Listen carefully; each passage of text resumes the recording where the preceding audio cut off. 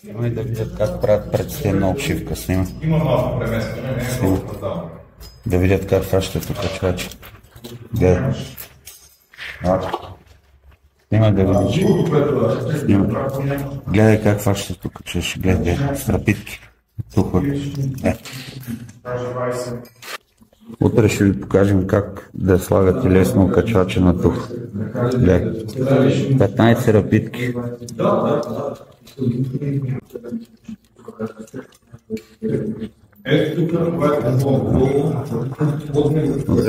Много колеги работят по този начин върху тух.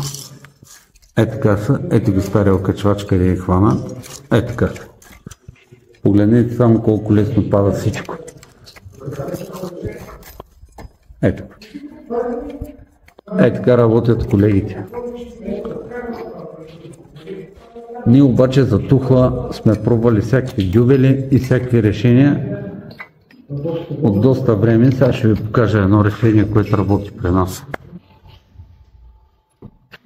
Трагедия. Нови на бетон, задължително с метален дюбел. Колеги, тук сме демонтирали целия гипс картон, ето и до грамите. Всичко е леш. Сега ще ви покажа. Ето вижте как са ги хващали колегите тухлата. Ето. Така е стария качвач. Сега ще ви покажа едно решение, което работи много при нас и става много здраво. Винтовете с по-едра резба. Доста време сега ще ви покажа едно решение, което работи при нас.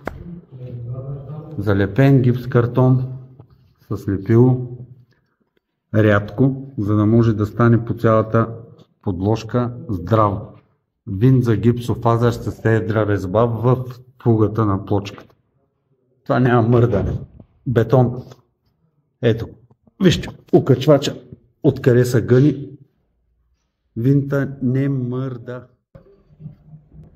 Ето така се правят здраво, ако някой иска да е здраво. Подложки може от фира с много рядък перфликс. Няма мърдане в фугата. Просто тук резбата трябва да е едра. Старите окачвачи ги виждате. Ето. Погледнете за какво става просто.